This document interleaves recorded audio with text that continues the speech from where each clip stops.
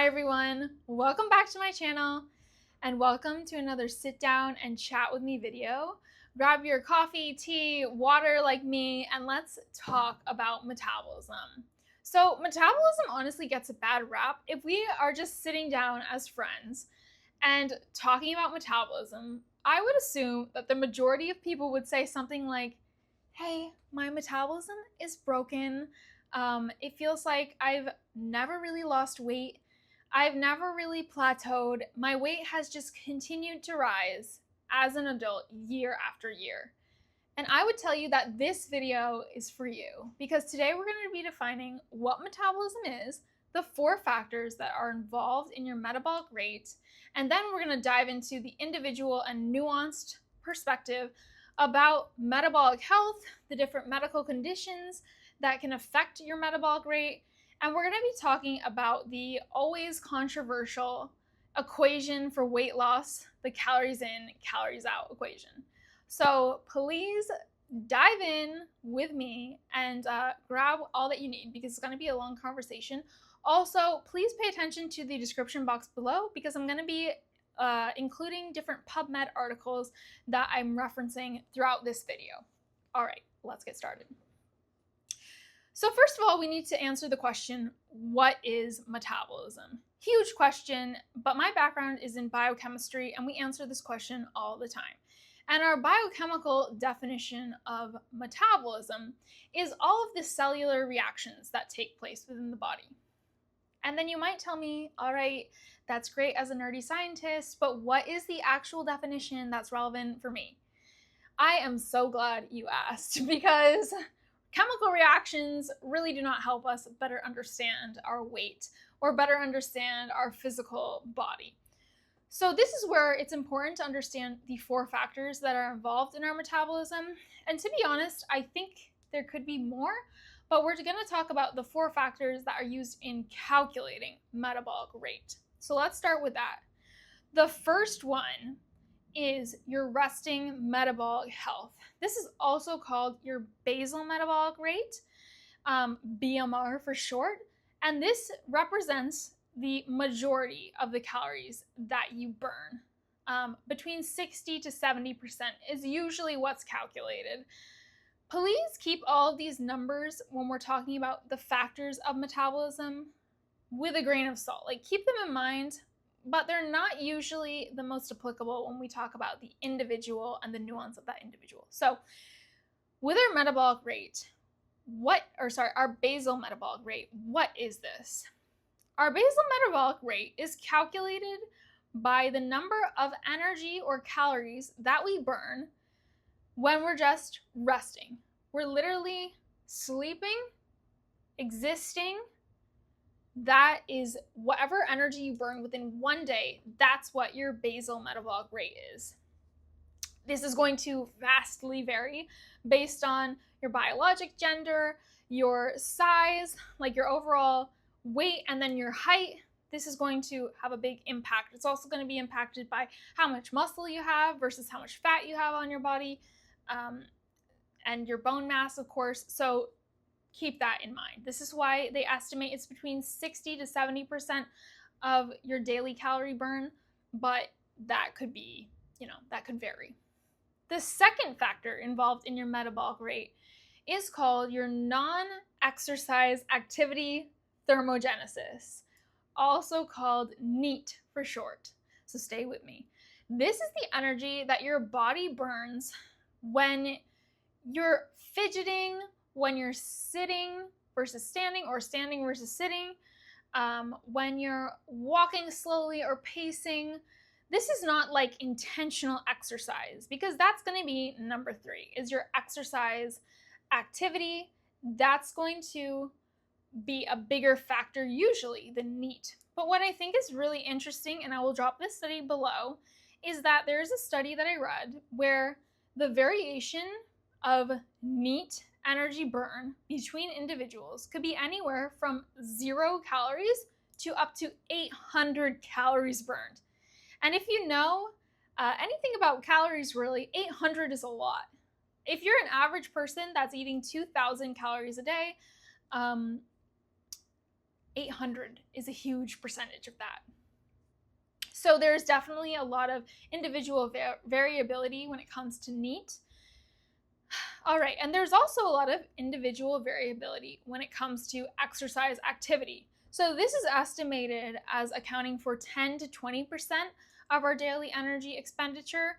But again, that's going to be, there's going to be a wide range of that. If you are sedentary, like me right now, sitting most of your day and not doing any intentional exercise, then your activity burned is going to be like 0. But if you are a pro athlete and you're always using and moving your body, it's going to be a lot higher. Maybe it's 30% or 40% of your calories burned. And finally, number 4 is called the thermic effect of food. So when we eat food, the amount of food that we eat and the calorie density of that food, as well as like the nutrients within that food, impact how much calories we burn. And this is where the calories in, calories out model doesn't always hold up. Your thermic effect of food, for the most part, represents around 10% of your energy. But I'm going to give you an example for the weight loss equation, how thermic effect of food is one variability that is going to have definitely an impact. So let's say over here, you have a processed food. I'm just using processed foods as an example, and it's 300 calories. And then you have another processed food, also 300 calories. So same calorie intake, same calories in. But this processed food over here is very high fat, or it's very high carbohydrate based. And then this processed food is almost entirely protein. Well, protein, in comparison to your carbohydrates and fat, it's going to burn more energy. It takes about 20% of the energy that you consume in terms of it takes about 20% more energy for the amount of protein to burn in compared to carbohydrates. So if it's 300 calories and this is solely composed of carbohydrates and fat, then it's going to take about 30 calories to burn to unlock the energy. Remaining, there's going to be 270 that your body can use as fuel. Over here, it's also 300 calories for that serving of food that you eat, but it's primarily protein-based. So it's going to take 20%, which would be 60 calories, leaving you with 240 calories that you could use as energy. So there's a difference, right? You ate the same calories, but yet the composition of that food made a difference in how much your body can actually use. So that's why calories in, calories out doesn't always equal, your calories in are not always equivalent.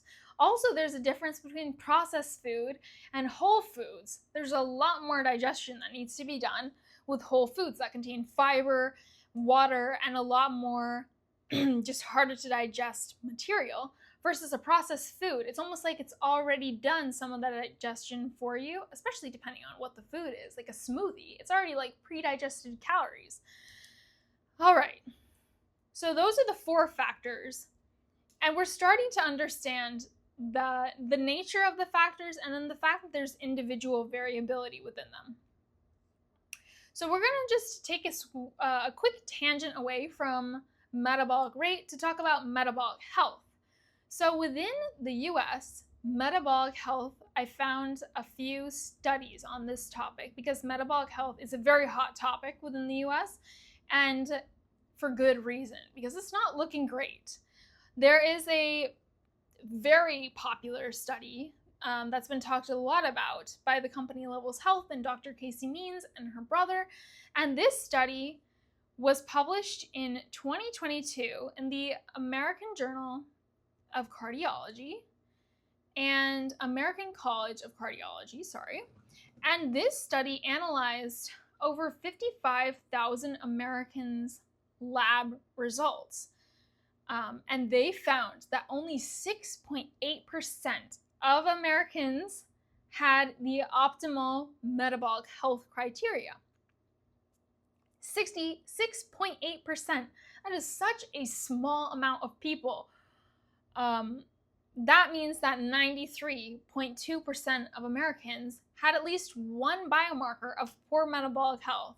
And the criteria that they tested were adiposity, which is your fat, blood glucose, typically fasting blood glucose, your blood lipids, blood pressure, and then they tested the absence of cardiovascular disease in that study. So, all right, a lot of us have some markers of poor metabolic health is the takeaway of that study.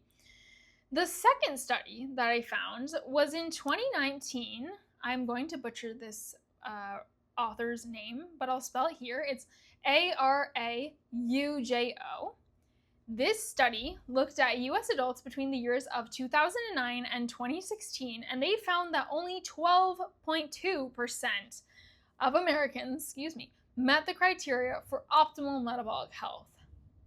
Again, a very small amount of people studied had good metabolic health. And so the criteria that they tested in this study were pretty similar to the other study, but I think this is very important because you can check this out in terms of the lab results that you personally have.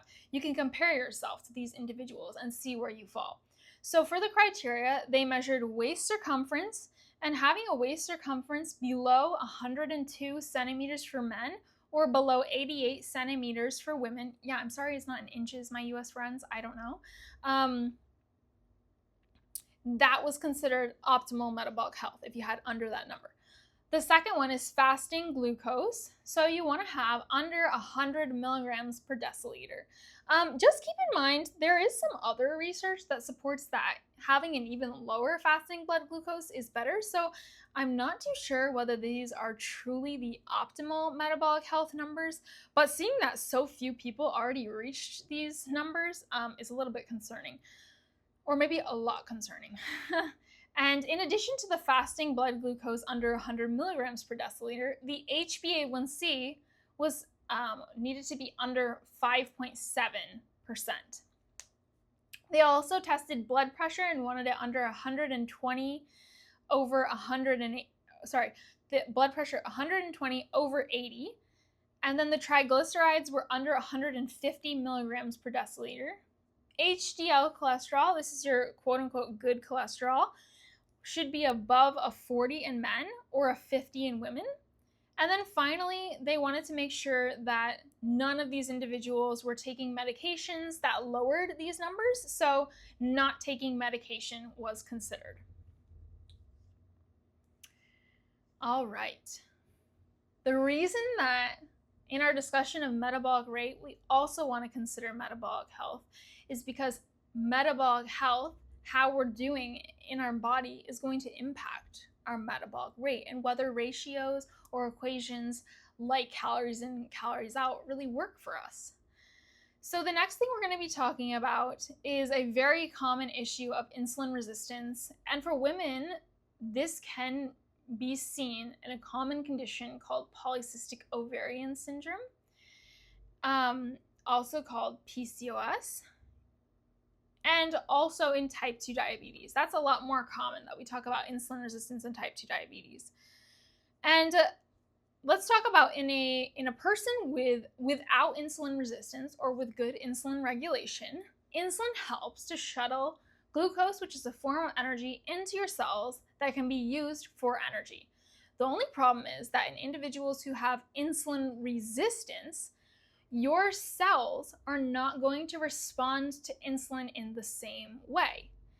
And because of that, your body tries to compensate by making more insulin, so raising your insulin levels, and this can lead to increases in blood sugar because, again, you're trying to store more of that glucose into the cell, and it can increase your fat storage and also impact hunger signals like cravings versus satiety.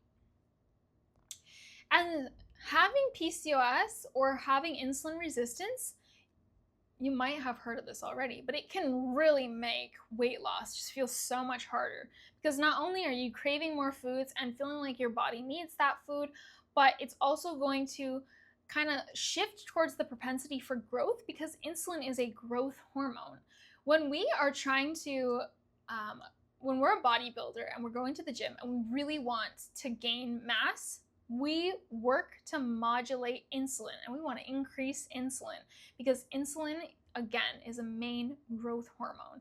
So that's why I wanted to bring this up. And we're also going to talk about other conditions aside from PCOS and aside from type 2 diabetes that can affect metabolic rate and our ability to burn energy. And I think this is the nuanced conversation that I really wanted to bring, because when we talk about metabolism and metabolic rate, quickly when we just brush over that conversation like we do when we're with our friends, or some professionals, I suppose, talk about this as well because they want to simplify it for people. They simplify it so much that it no longer is individualized. They don't consider people with conditions like PCOS or type 2 diabetes, or let's dive into the other conditions that also get brushed over. Hypothyroidism. This is something that I talked about previously that I struggled with. Hypothyroidism, you have low thyroid hormone. Again, you're seeing insulin as a hormone, thyroid hormone, I mean, it's in the name, but thyroid hormone is a hormone affecting all cells of the body.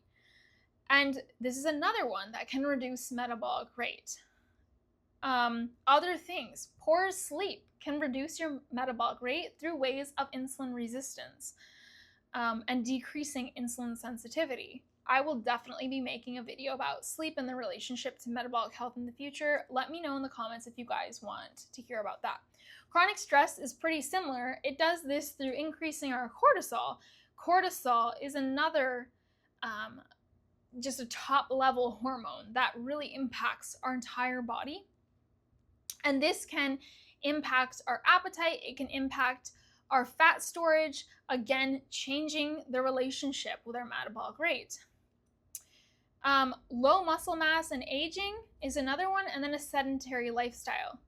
Now, I'm going to talk through quickly the conditions that can increase your metabolic rate, and then we're going to cycle back and talk about how we can modulate our metabolic rate.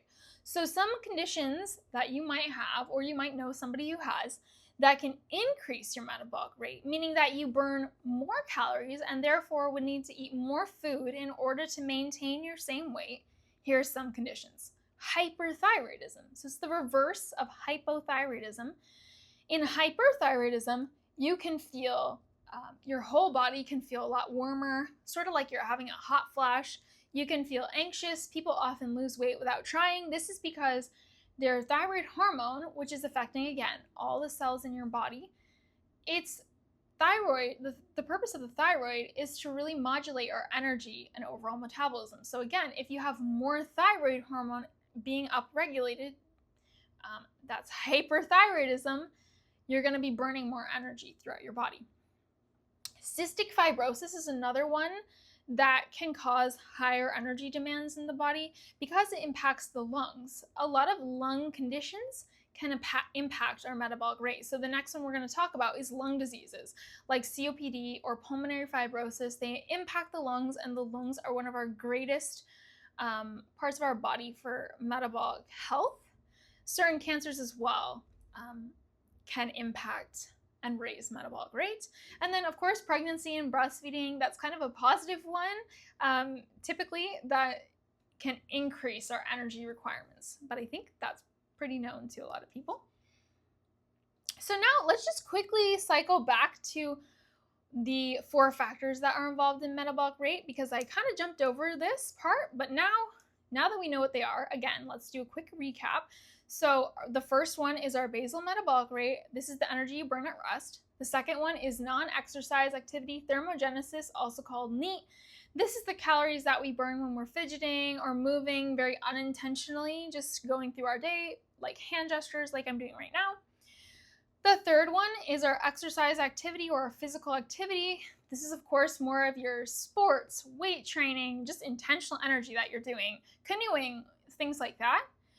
And number 4 is the thermic effect of food. So the composition and amount of food that we eat impacts how much energy we burn. Just talking about those 4, I would say the ones that have the greatest impact in terms of that we can personally modify is probably our exercise activity and then the non-exercise activity thermogenesis. I would also argue that you could modify your basal metabolic rate by increasing your muscle mass, but you can only modify that so much. So I think those other two are more impactful, but technically you could modify all of them. All right.